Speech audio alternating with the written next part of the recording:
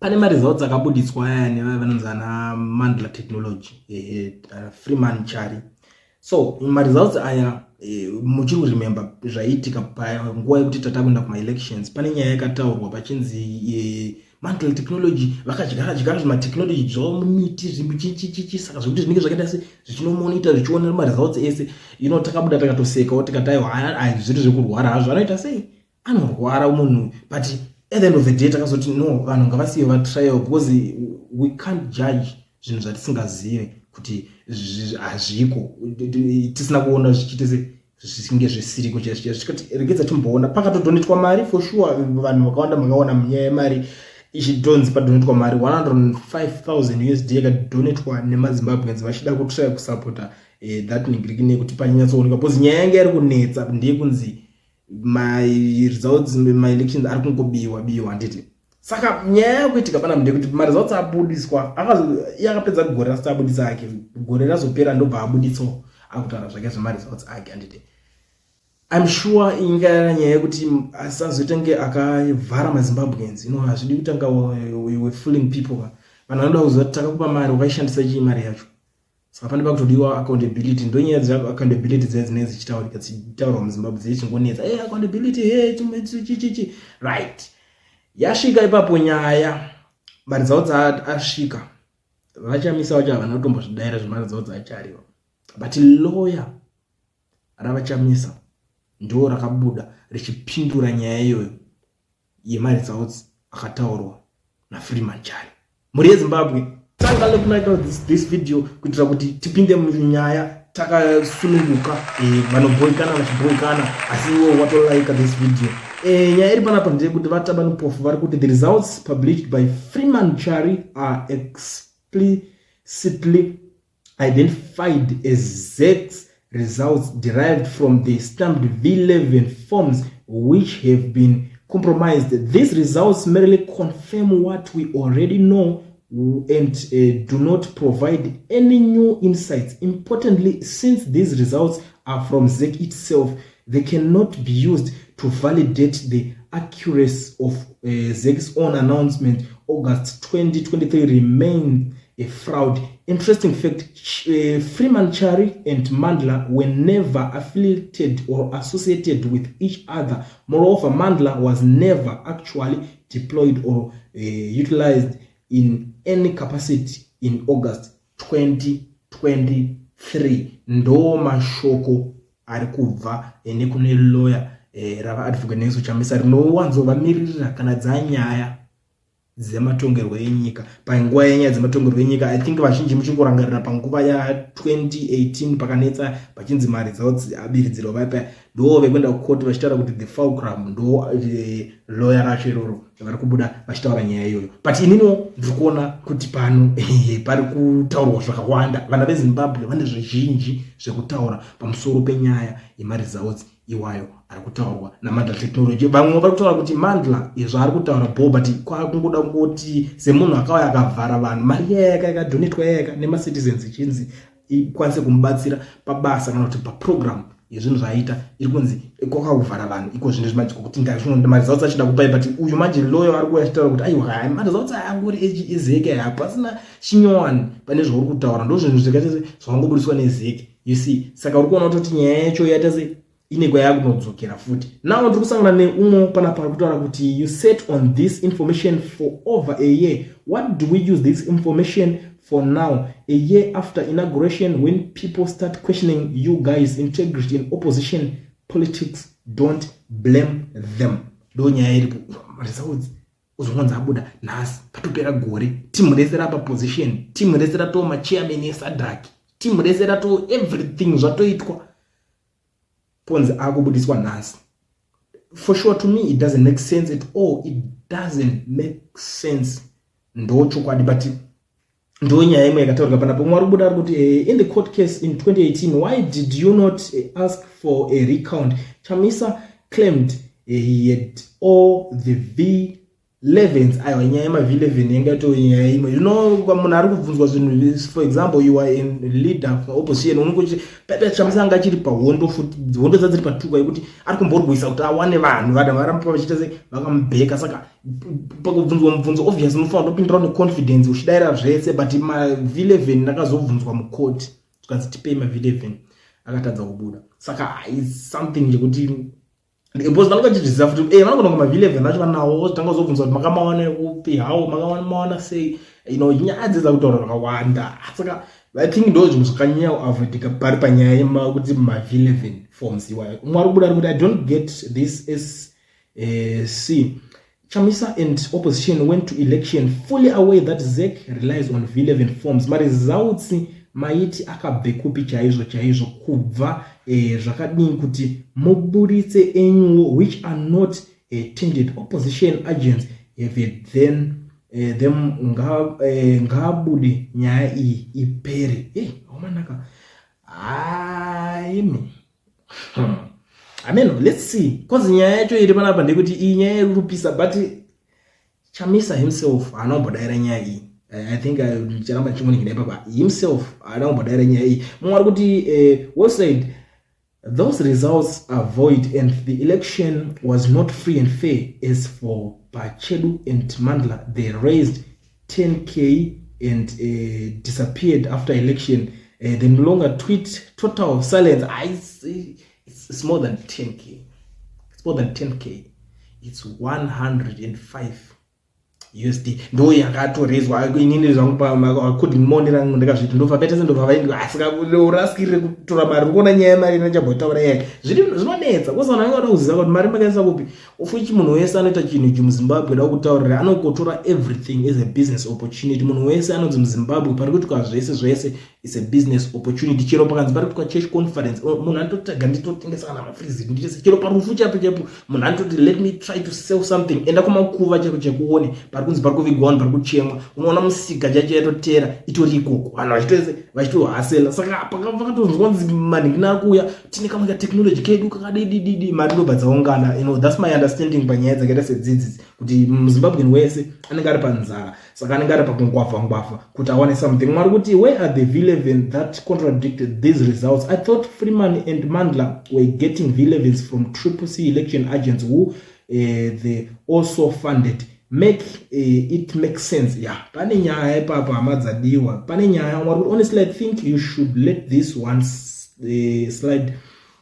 The more you speak, the more you expose how disorganized you guys were and how divided you have become. And the fact that you were quiet all this while shows how deceptive you guys can be. Would you say the same if it was in your favor? Bananetsa.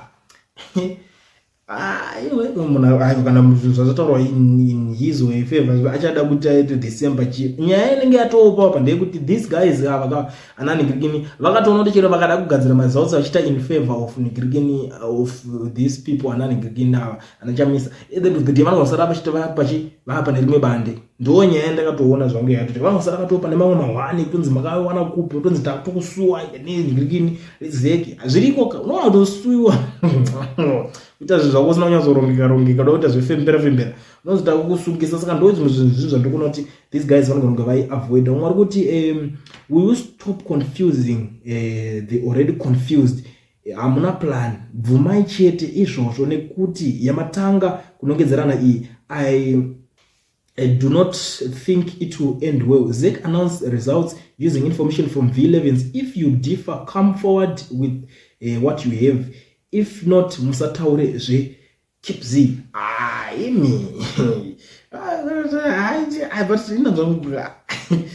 In my own understanding, when I got Zunga, was on a donor that apparently don't got my head boy, which was head boy, it doesn't mean boy, you don't pour Mogazgam.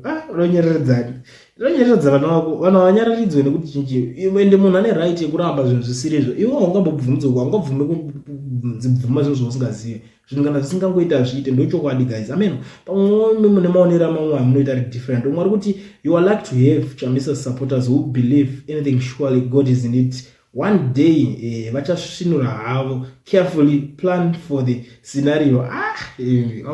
Vamwe vacho kutotanga kutomhanya kunohakana nauyu advocate Fulcrum wacho. Mwe musina kumhona futi achipopotera nharaunda achinzi akutovhura account yechinga nechi3 4 pachinzi nini vana vangu ndichavaudza in the future kuti kana uchida kuita mari ita lawyer weopposition, vanokuchichi it's a lucrative business chichi boss vanokuita nharo uchivajikira mari. Zimbabwe zvotika muZimbabwe, so it's something kuti I don't even know. Umwe kuti and I question the authenticity by Triple C leadership to claim that despite the rigging by ZANU-PF and ZEC, they won overwhelmingly. Where did they get that if the tally by Freeman is just the same from ZEC? Why did they tell us their supporters that we lost the election? Panonetsa futi mas supporters acho makawandira pa social media. Let's be very honest. Ipapo imwe nyaya itori serious iwe. Unoona vanhu vakatanda kuveringa on the right, iso so ngatigare pasi tiveringe vanhu kana vari kunzi vari kuenda kana marali, vari kuenda kumachinchi, vari kuoneka vachifamba vakapfeka ma-t-shirt, marigalia, vari kusapota. Tozoverenga vanhu vacho vari kuzobuda uwandu ihwo kuti ndo uri kuitika here musi wekunovhota. Ime munotozoona kuti it's a different story pachazvo kumanda. It's a different story. Zvino zvakatosiyana, saka ndozvazvitori. Munozoda kuti vanhu muzozonzi manikirina sei. But sometimes kana mchiziva kuti hamuna kuvhota, because vanhu vazhinji vata noise even these days. Chamusanga tichamude, chamusa chazoterezo. Ndo vanhu vaya vanongohakira. Pana anonzi namucheka dzafa akamunza wina, wina. But anothize mumwe make ezoti anoenda unovhota. Saka ngoda kuti vhota chinokastwa nani. Ndo imwe nyaya inenge ichiitika ipapo. Saka zvasiyana manje the other side. Other side chiro vakatoti ndinotomeka sure wambona vanhu vanonzi zvitupa zviri kunetsa urichi ndiri kumusangano weni. Vanototsvagirwa kana zibhazi, votohayirwa bhazi, votonotoreswa zvitupa zvese correct. Vatoziva kuti tawedzera nhamba. And vatomeka sure every comrade watovhota. Hapana anonzi asina kuvhota. Manje mimi ndimune mchitoda kuti zvinhu zvinake. Maida kuti tichipe ma-t-shirt kudya chikafu iri urale kwacho.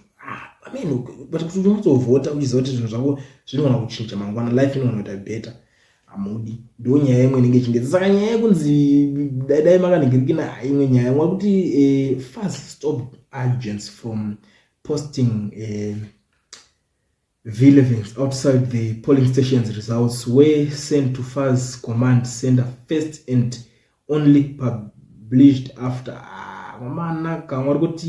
Zexim remains a fraud and ED is illegitimate. This follows that whatever action is proposed by people to deal with the illegitimate government is considered reasonable, since it is designed to remove a government which has been pronounced as unfairly elected by many. Panapa, why is it there is a new onslaught on Chamisa from Ali Freeman Chari, even the so-called shutdown leader Jeff Judah seems to be against him. Yes, things should be done differently, but why focusing on one individual? What about the sellouts? Zvonetsa futi mwenye yaenda katoona vanhu vandozvitanda nyikini vanenge vari pamberi vadoita chikombredi chekuenda pamberi. Mune problem imwe one futi yemunoita vanhu imimi yekuti munotanga kuda kuataka munhu one. Mukuti matanga movement yekuti muende kunoita against this current regime. Makuti but ndingatikanganisa makutombo ari kusara munzira ngasari chitima chingenda kumberi simple. Because nyaya iri panapa nyekunzi muri kuopposa chinhu. It's not about an individual aripo basa rake chete ndire kuti munongotora iti ngatichishandisa nhingi. Anofanira kuzongobudikira pakupedzisira. Ngatishandise nhingi kuti ngashenda anotimirira muballot timvotere yengu. Ndiye face yedu, ndiye watikuita se ndiwo tichanoisa mavhoti edu pari, ndo patichanoisa mavoices edu. Iye ari pamberi. But the whole struggle imwe yese zvinhu zvese ma problems anenge achiitika we don't expect kuti munhu iye azonzi ndiye ari pamberi futi achikumirira pane zvinhu zvinoitika everyday in my own understanding, because life ndeyako at the end of the day ndiori kuzama problems ori kusangana nawo. Saka zvokuzombotiwo but saka nhingi wacho sei asiri kuitawo zvandiri kuita, sei asiri kupopota, sei asiri, vanhu vanoona zvinhu zvimaonero akasiyana. Unogona kuti ningi kuno ngawe tichiti zviviolence zvinenge zvichidiwa navanhu zvezvi, iye pachake munhu ane the way anoita zvinhu kuti anenge achitozviudza kuti inini handiti zveviolence, iwona kuchiti aiwa ndonzira chaicho inoita. Saka amufe makawirirana and amufe makaronga chinhu one chinobudirira muri panguva imwe chete mese, because munenge mutone zvinhu two zvemusiri kubhilivha zvakasiyana. But kana uchiudza kuti uri chokwadi chekuti uda kuti zvinhu zvichinje, urikuda shanduko change chaicho, unofanira kuita zvinhu in your everyday life. Force ikanzwikwa, even regime ikanzwa kuti macorners ese munhu wese ari kuplaya role yake, hapana kana chakashata. Usati kana wakafunga chidemo chako kuti saka chamisa ngawe aende pamberi pa iwo handi ndowafunga demo yako, do it, enda pamberi, hold it by example, kwete kuti because at the end of the day idea yekuopposa haadiwi kuti ange ane munhu wani chete. Nyaya iripo ndekuti iye munozongomuti musi wekunomuvhotera ningi ndiyo face wetachuza, ndiye face yetada, kwete kuti muti everyday uya tichesi aiwa zvinoshandira zvichidaro kanditi life yokurarama ndiyo kuzama problems ako. Angazodairira nyaya yekuti kwakati hakuna kuzitwa chakati nhasi pakati nekukura kwakaita nyika yedu, but mese makasumuka mese panguva hwana anozongosumukawo kuti aiwa shuwa mani aiwa ndipinza iwo rati ndiendiwa nemi muti maratidza kuti muri ready. Ndo imwe nyaya ndiri kutoona inenge ichiitika. But anyway, Zimbabwe is a different country yekuti kana kwatonzi ndi opposition leader, they expect kuti utoita kana hondo uri wewe futi utomhanya pamberi pawo chiningirina. Ino ndakaona vamwe vanhu vachitaura zvotosiririsa panzi unofanira kunge watosungwa, mwatoti imimi anachamisa kana muri vanhu venhingiri kunja chacho sei musina kusungwa, mufanira kunge makasungwa, but imimi hamusi mathreat, dai muri threat kuZANU-PF dai makasungwa izvezvi, but hamusungwe because hamuna basa. Ndo mamwe mashoko anenge torwa nevanhu saka mutoti vanhu vasungwa ndo mathreats imi kanyi. Amen. MaZimbabweans amen zvimwe zvinhu zvatinomboita so zviri kamwe kakutodzungaira kana tobohwa chaiko. But anyway, rekedza timboona mumwe ari kubuda kuti haiwawo makaregererei kuenda kukoti chete, iwe utori dofo zvekukoti hauzvikwanisi. I don't know, maybe this guy here pamundonike vhakandirere riripo rere munoenda pano challenge makotsi aya ikoti akumborambidzwa munhu tokatanza kamari kako totsvaga kana lawyer ako right utono challenge uriwe azvinoshata zvinoitika ndikuti makaregerera kuenda kukoti. So already imimi ngataurire chokwadi guys, these guys vaitoziziva kuti chetoenda kukoti kenyaya iri kuzonopera yakadai so vanenge vatogara pasi vaita mameetings avo aiwa but ona takaenda apa tinodai so takazopedza tikazosvita chikiwa what's next, vana koti inenge yakutoda mari because koti nyaya dzakaita dzakati kurei unotochadzwa mari yekoti unzi kune chidiwa mari mamillions unotoudzwa mamillions chaiwo. Saka vanozongoona kuti at the end of the day it's not worth it, ngatisiyane nazvo because ndo nyaya yatinongoudzwa. But kana vane chokwadi chekuti vanowin like zvakaita 2018 vanga vane tarisiro kuti Fulcrum akasvika akanoningira akanoroma Fulcrum apamwe Fulcrum anga asvikawo nevhocabulary kakanoudza komana vakagara FDC tu ya 2018 ndikana kuti Fulcrum the chichi ataleta ameno chitauro chavaisanganisa Latin American vachimixa ma language so zvakanosvika zvikanodhaka on brain. So saka imagine kuti usvika utaurwa izvo zvobvunzi jaji azvinzwisise izvi ndikamudza unobva watonzi bo ngatiende patobva uzosvika utoona kuti jaji wacho ari kutongoya ndokungokunzwa it's like wangoenda unge mupanda kwezimudhanzo ari kuperforma ari kungokutarisa so ngoti muri kuimba judgment yacho anenge anayo kudhara handitoona. Saka it's a different story. Mari kuti discrediting Shari and his method does not help anyone. Where are the CCC V11s that are not compromised? A war party after all these years still fails to collect on results. Please share what you learned from the results. Pane nyaya man. Nyaya V11 inotonetsa. Nyaya V11 inototemesa musoro I think. Inini ndo zvandiri kutoona. Mwari kuti people still want to drink from the poison chalice. Don't try to discredit Freeman's results. You can rather prove him wrong by publishing your own tabulation from the V11s you claim to having Results akabudzwa nachari zvechokwadi ana onyanya kusiyana nezeke zvinhu zvimechete right wakambona panogadzirwa mari inonzi yefake nechinji chinonzi chimubikirwa nimochiza chikanobikwa so chimubikirwa I think ndoko zvine zvichikoenda so bikwa chimubikirwa ndo zvazvingori ndo pasituation iri pano mumaresults achari ndo zvakotaurwa namupofu pana kuti maresults aya angofanana nezeka hapana musiyano but problem yakuitika ndekuti macitizens ari kuti imimi fine zvamukutora zvinzwa maresults aya akafanana nechi ndezeki but chatakukumbira ndekuti muchitipochi mav11 of which nyaya yemav11 I think mese mukuziva zvikuitika panyaya yemav11 is not like kuti ndidai pane mav11 pangadai pasina kumboitwa zvese kuda kuti muzomirira kuti pazoitwa siom report dzesadhaki dzozodidi muzoningirira zvingadai zvakatoitwa kuti zvinhu kudhara zvakapinda challenge but zvazvo zviri a bit trick zvazvo but zvingadai pakatoitwa something but iwo futi neumwe kaukawadi kanga kati nevanhu vemuzimbabwe unoda kuti zvinhu zvingoitwa just like ngirikini makarara kudzimba dzenyu tarisa kune dzimwe nyika look at Venezuela pane zvakamboitika futi kuMozambique opposition inosumuka vanhu votojamuka zvitori serious vakangonzwa kunzi chikata zvinonyatsofamba mushe potoitika zvimwe zvekutoti ameno andowazviona manje because zvimwe zvinhu zvacho maiworatidzwa do you think it's normal kuti munhu ndikuvhota nhasi kutonzi to extend munozopedzisa kuvhota mangwana maballot paper anakuya kusvika manheru preparation inenge iri wiki kudaro